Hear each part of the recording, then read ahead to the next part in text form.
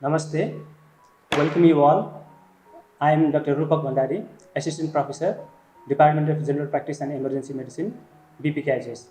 Today, we'll be discussing on the updates on tuberculosis. So, what is tuberculosis? So, it is an infectious disease. It is caused by the Bacillus Mycobacterium tuberculosis. So, it typically affects the lungs, causing pulmonary tuberculosis, but it can also affect other sites, in these cases, it is extrapulmonary tuberculosis. So, the tubercle bacilli enter the body through the lungs and spread to other parts of the body, or through the bloodstream, or through the lymphatic system, or through direct extension to other organs. So, in this picture, we can see the tubercle bacilli under the microscope. The first one is under high definition microscope. The second one we can see in the low definition microscope. So, how does it spread? So, tuberculosis it is airborne and it easily spreads when an infectious patient with tuberculosis expels the TB bacilli into the air as droplets during coughing or sneezing. Coughing produces tiny infectious droplets. In one cough, it can produce up to 3,000 droplet nuclei. So the transmission is generally occur indoors, where the droplet nuclei can stay in the air for a longer duration of time. So anyone who breathes in the droplet containing the TB bacilli can become infected with tuberculosis. So, but it doesn't mean that all the infected patients develop the disease. So there are three things for the tuberculosis disease. First, it is the contact. When the contact is increased, then the susceptibility to develop the disease is increased. The second is increased infectiousness of the tubercle bacilli. And the third is the increased susceptibility of the host. So in susceptible host, the susceptible hosts are those with immunocompromised status. We will be coming on later on. Those people develop the disease after being infected with tubercle bacilli. So the weakening of the immune system is the most important trigger factor for development of the tuberculosis disease. Especially HIV, diabetes, increased stress, and young age are some common factors that result in the reduced immune response. So coming to the overview of the disease, the tuberculosis is one of the top 10 causes of death worldwide, and it is the leading cause of the single infectious agent above HIV and AIDS. Globally, nearly 10 million population developed TB in 2017, and TB caused an estimated of 1.3 million deaths worldwide. South Asian region holds nearly 45% of the global tuberculosis cases. And as we know, tobacco smoking, it increases the risk of tuberculosis by 2.5 times. So controlling the tobacco epidemic can help to control the tuberculosis epidemic. In 2017, WHO estimated that there were around 5,58,000 new cases of tuberculosis resistant to rifampicin. And about 8.5% of MDR-TB cases as extensively drug-resistant tuberculosis, which is also called XDR-TB. That was found in 2017. Now, talking about the burden of tuberculosis in Nepal, the tuberculosis, it remains one of the major public health problem in Nepal. So in 2017-18, a total of 32,474 cases of tuberculosis were registered in National Tuberculosis Program, and the childhood tuberculosis was reported in nearly 5.5% of all cases.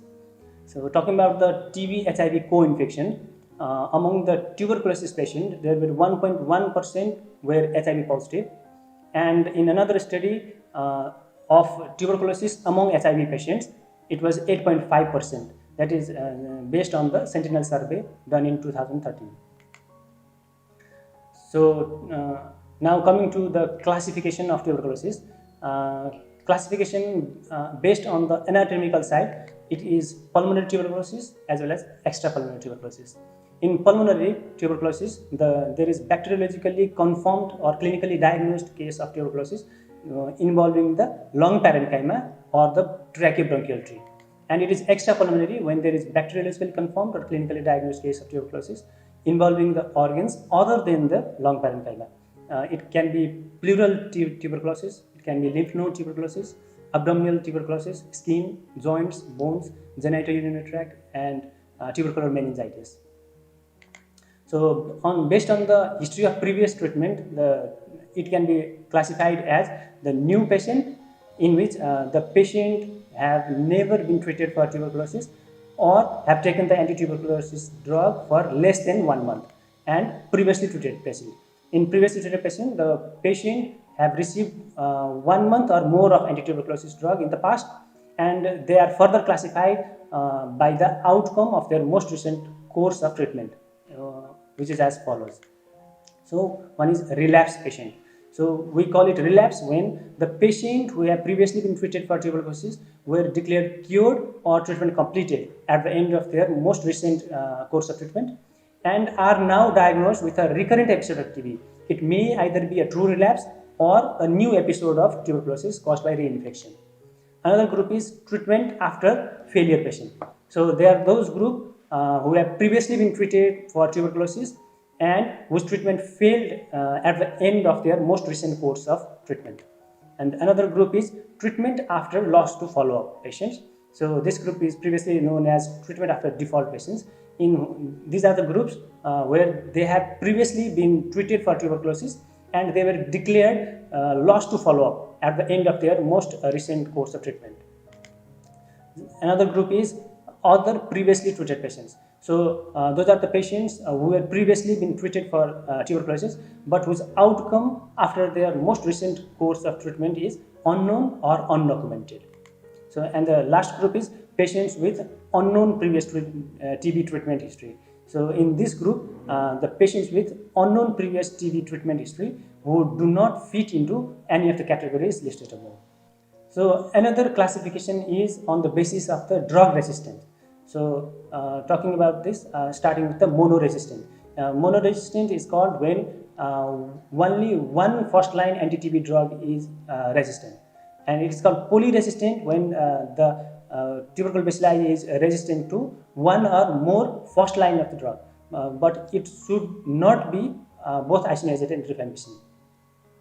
So and another is rifampicin resistant. It is called rifampicin resistant when the tubercle bacilli is resistant to rifampicin with or without resistance to other anti-TB drug. So it may be so it includes the resistance to rifampicin, whether it is monoresistant, multi-drug resistant, polydrug resistant, or extensive drug resistant.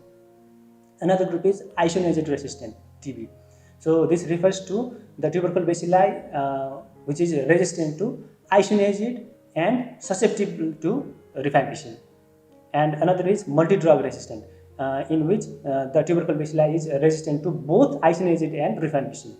So the last group is extensive drug resistant or XDR-TB, where the tubercle bacilli is resistant to any fluoroquinolone and to at least one of the three second-line injectable drugs such as capryamycin, kanamycin, and amikacin, in addition to multi-drug resistant. So now coming to the signs and symptoms, the constitutional symptom of tuberculosis is cough, which should be 2 weeks or more with sputum production, and there may or may not be hemoptysis.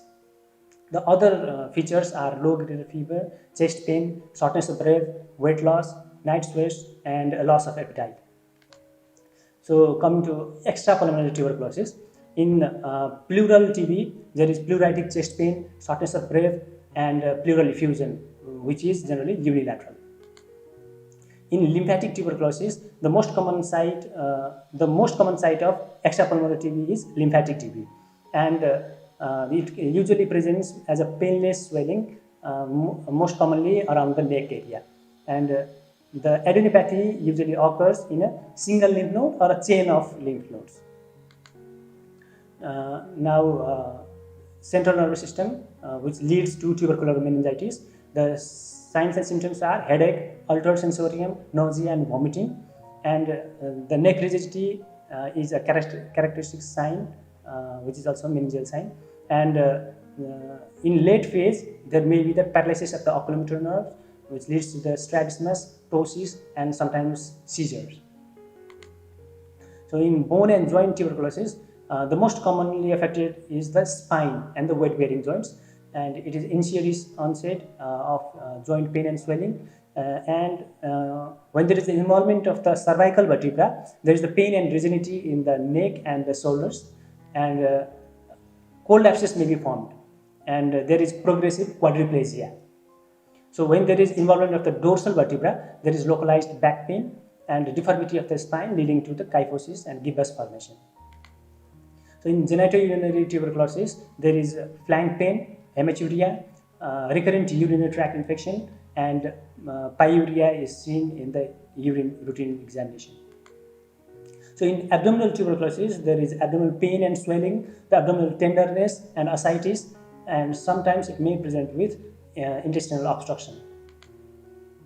So in disseminated tuberculosis, in which more than one organ is involved, so the clinical signs of general deterioration, high-grade fever and dyspnea is present, along with the other organs which may be affected, that include pleural effusion, digestive problems, hepatosplenomegaly, and sometimes meningeal signs if TB meningitis is there.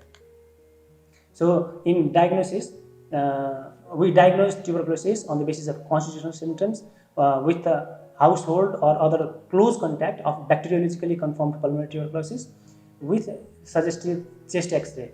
The common X-ray findings is we find the cavitated lesion in the lungs.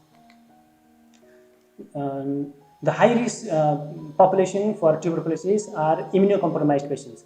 So the immunocompromised patients are those with HIV positive status, the patient on long-term steroids, the diabetic patients, the cancer patients, the severe malnutrition patients, and symptomatic moderate acute malnutrition, and the elderly group of patients.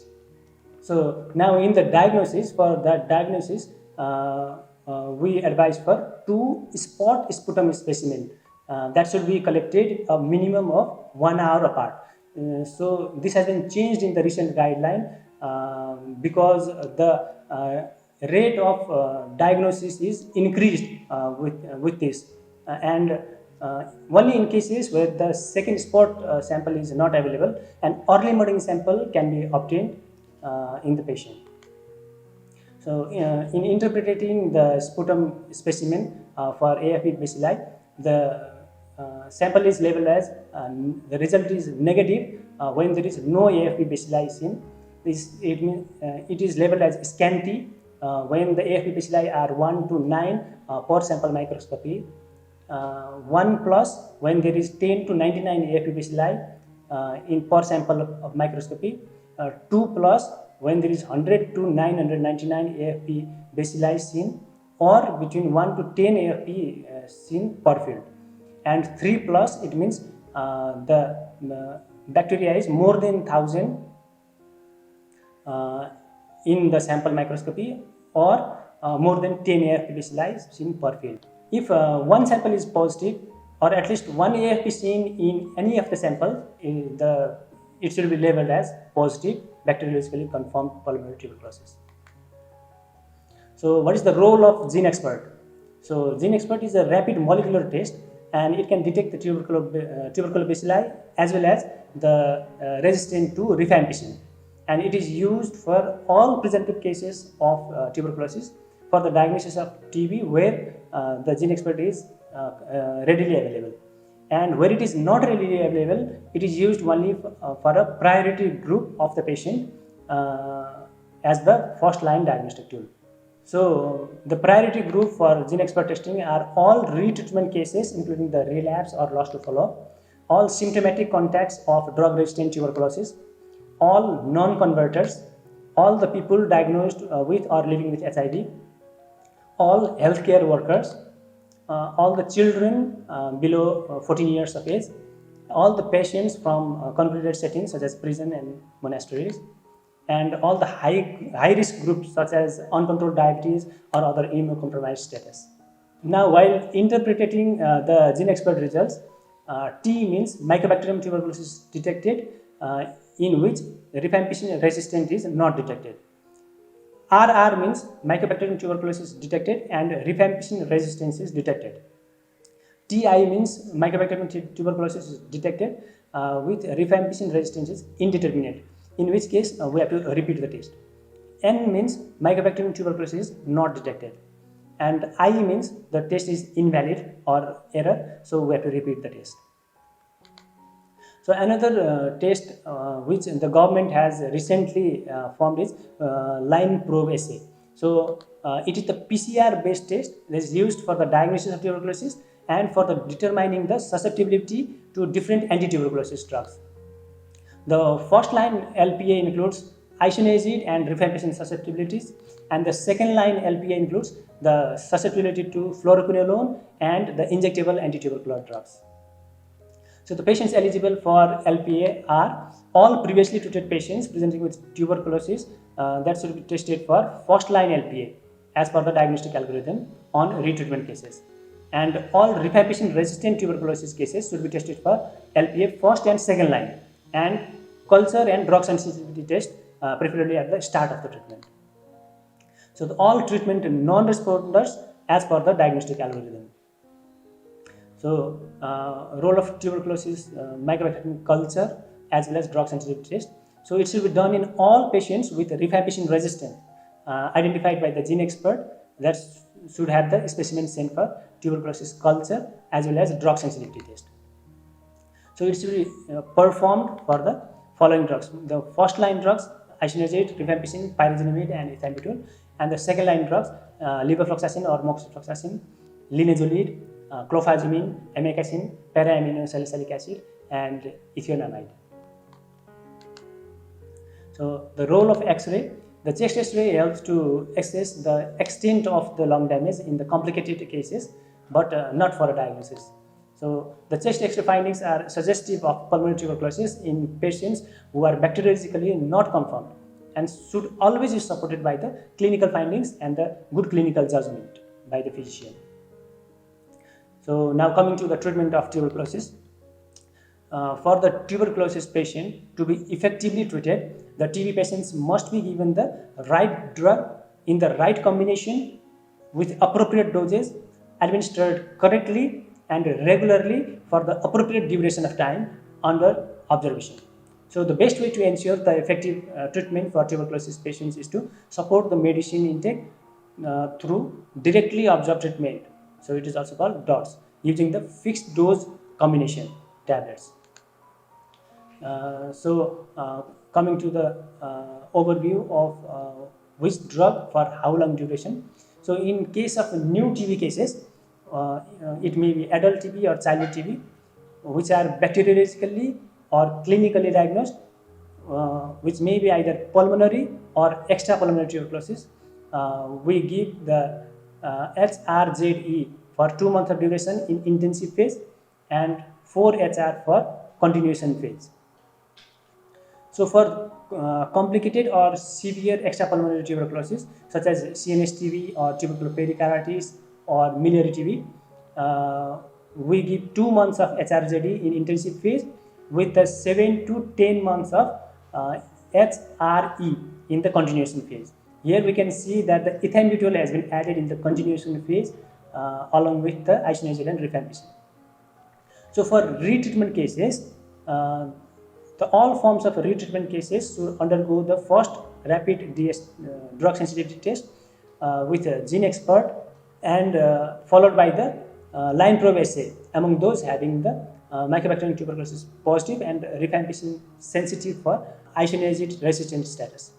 Here, if the result is rifampicin sensitive in gene expert and isoniazid sensitive in line probe assay, then we can provide the same drug as that of the new TB cases, 2 months of HRZE followed by 4 months of HR.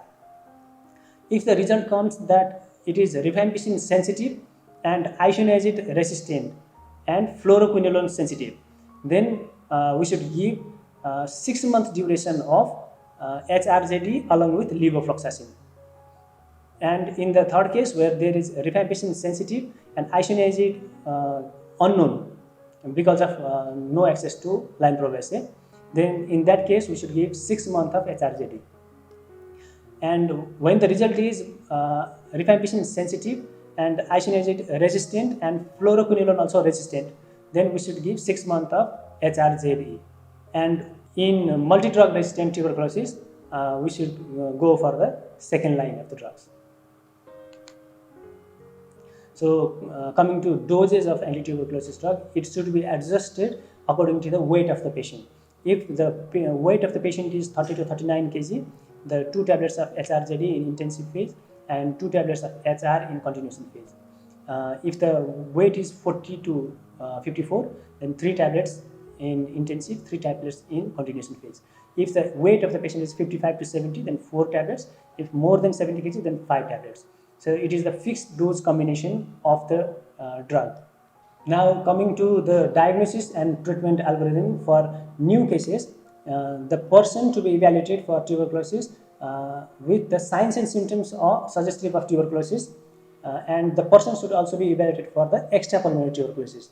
The priority for the diagnosis goes to the immunocompromised patient, such as HIV patients, children, and for extrapulmonary tuberculosis, we should take the samples accordingly, such as CSF or lymph node FNAC, etc. So in GeneXpert test, the GeneXpert is done on one sample, and the management according to the result of the GeneXpert. And when the GeneXpert test is not available, then we should collect the 2 sputum samples, spot 1 hour apart, supervised by the collection of the sputum. And if sputum positive, then we should treat with the first line regimen. If the sputum is negative, and if clinically the patient is highly suspicion of having tuberculosis, then we should do the GeneXpert test. Otherwise, we should consider the alternative diagnosis. Now coming to the diagnosis and treatment algorithm for retreatment cases, the person is to be evaluated for tuberculosis and are drug resistant with GeneXpert testing. So when the GeneXpert result is MTB detected and rifampicin resistant, then we should initiate the treatment with second line of drug and collect the 2 sputum samples, one for the line probe assay and another for the culture and sensitivity. And when the result is error or invalid test, we should repeat the GeneXpert test. And when the result is MTB not detected, then we should do other investigation to rule out other causes. But along with it, the culture and sensitivity test should be done. And when the result is MTB detected with rifampicin sensitive, then we should treat with the first line of treatment, and LPA should be done along with. And when the result is MTB detected with rifampicin indeterminate, then also we should start with the first line of treatment, but along with that we should repeat the GeneXpert test. So, and when line probe assay is not available, in those cases with rifampicin sensitive cases, we should go with the 6 month of HRZD. And when line probe assay is available, if there is isoniazid sensitive, then we should go with the 2 month of HRZD and 4 month of HR. And when isoniazid is resistant, then we should go for the 6 months of HRZD with fluoroquinolone if fluoroquinolone is sensitive, and 6 months of HRZD if fluoroquinolone is also resistant. And coming to the interpretation of the GeneXpert results and treatment initiation for the new TB cases. So when MTB is not detected, then we should evaluate for other causes. When MTB is detected with rifampicin sensitivity, then we should go with the first line of treatment. When MTB is detected with rifampicin resistant, then we should initiate the second line of drug, and also go for the LPA and culture sensitivity. And when MTB is detected with rifampicin indeterminate, then we should start with the first line of drug and repeat the GeneXpert. When there is error or invalid test, we should repeat the GeneXpert test. So when should we have the repeat sputum AFP investigation? So after the diagnosis, we should initiate with the first line of ATT, and at the end of the 2 month, we should check for the sputum. If sputum smear is positive at the end of 2 months, we should go for the gene expert as well as culture sensitivity test. And at the end of 5 months, we should do the sputum test. And if this smear is positive at that time, we should obtain the gene expert as well as culture sensitivity. And at the end of the treatment, we should do the sputum smear. So if the sputum smear is positive at the month 2 and gene expert result shows the rifampicin sensitive, then we should go with the continuation phase, but we should obtain the sputum sample again at the 3rd month. And if smear is positive at the 3rd month, then we should again obtain the gene expert.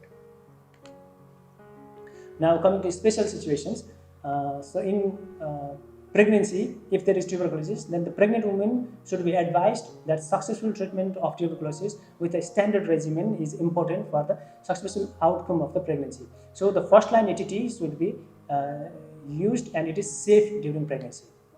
So while breastfeeding, the mother should be given normal full course of ATT, and the mother and the baby should stay together, and the baby should be continued with the breastfeeding. But the mother is advised to use the mask while breastfeeding and practice other infection prevention measures. So after active TB in the baby is ruled out, the baby should be given 3 months of rifampicin isoniazid preventive therapy, followed by the BCG vaccination. So the pyridoxine 10 mg daily supplementation is recommended for all pregnant and breastfeeding women taking isoniazid throughout the TB treatment. So now for the TB and HIV co-infection, so the same regimen of ATT should be used as that of non-HIV TB patient.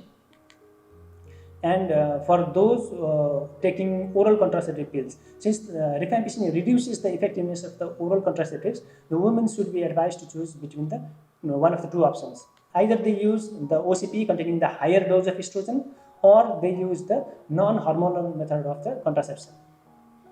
For those with renal failure and severe renal insufficiency, the recommended initial TB treatment regimen is same as that of the normal TB patient, but since pyrazinamide and ethambutol has renal clearance, so the dose should be modified accordingly as 3 times per week.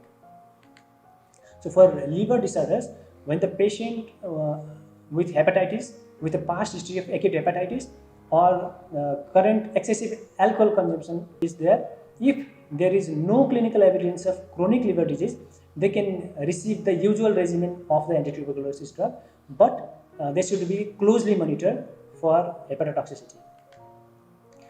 And 2 hepatotoxic drugs rather than the 3 in the standard regimen can be used if hepatotoxicity develops. So the 9 months of isoniazid and rifampicin plus ethambutol is better if patient with liver disease develop hepatotoxicity.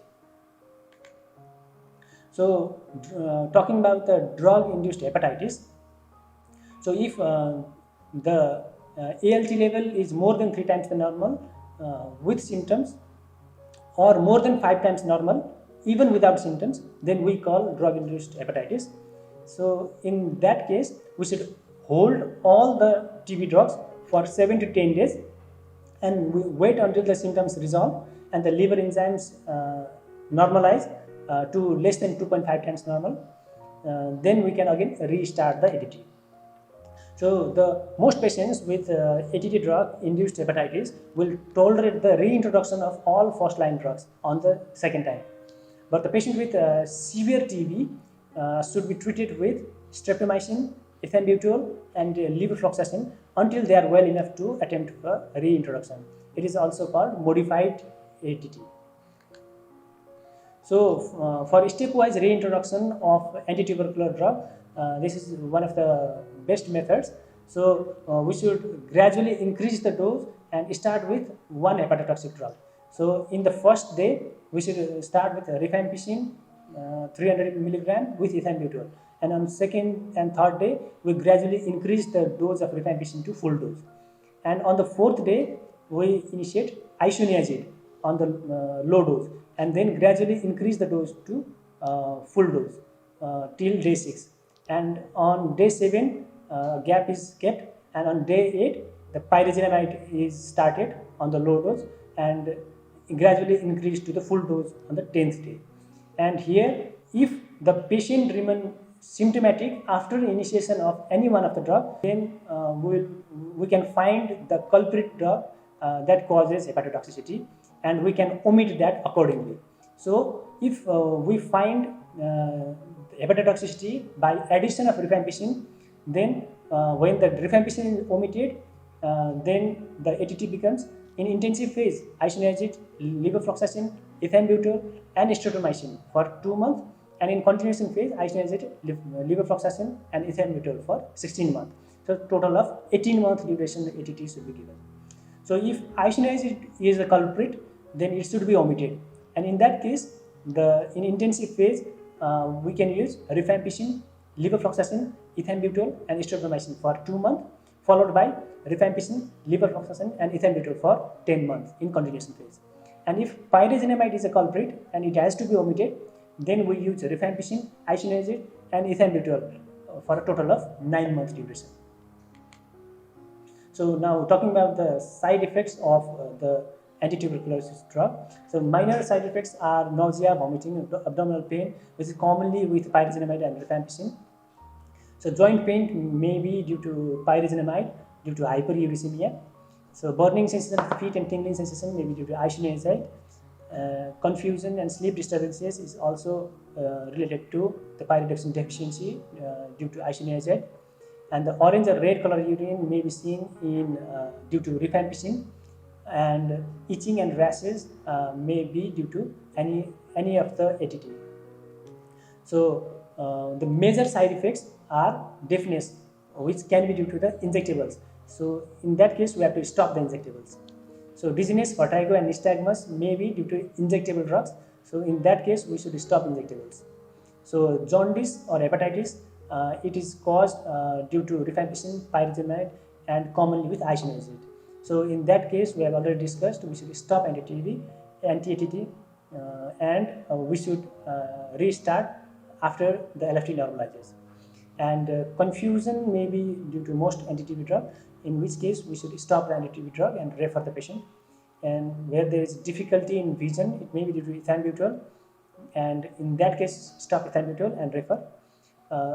Shock, purpura and acute renal failure may be due to rifampicin, and we should stop rifampicin and then refer in that case. Coming to the treatment outcome, we label the patient as cured when the pulmonary tuberculosis patient with bacteriological confirmed TB bacilli at the beginning of the treatment, who was smear negative at the last month of the treatment and on at least one previous occasion. So we label the patient as cured.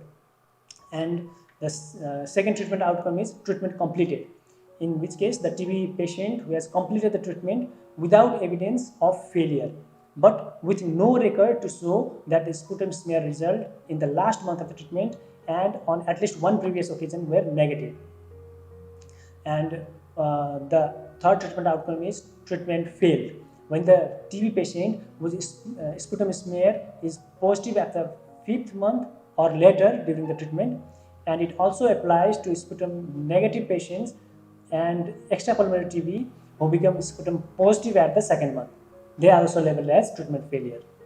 And another outcome is died, when the TB patient who dies for any reason before starting or during the course of the treatment.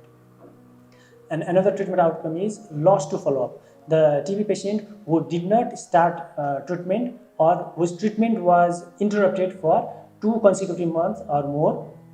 And another treatment outcome is not evaluated, when the TB patient for whom no treatment outcome is assigned, and this includes the case who were transferred out to another center, as well as cases for whom the treatment outcome is unknown to the reporting unit. So this picture shows the WHO strategies for TB successful tuberculosis treatment. So there are 3 pillars. First pillar is integrated patient-centered care and prevention of the disease. The second pillar includes the bold policies and supportive system, and the third pillar is the intensified research and innovation. So these pillars are boosted by the government stewardship and accountability with monitoring and evaluation, with building a strong coalition with civil society and communities, with protecting and promoting the human rights, ethics and equity, and with adaptation to the strategy and targets at the country level with a global collaboration. Using this strategy, we can strengthen the National Tuberculosis Program, and we all can help to end tuberculosis.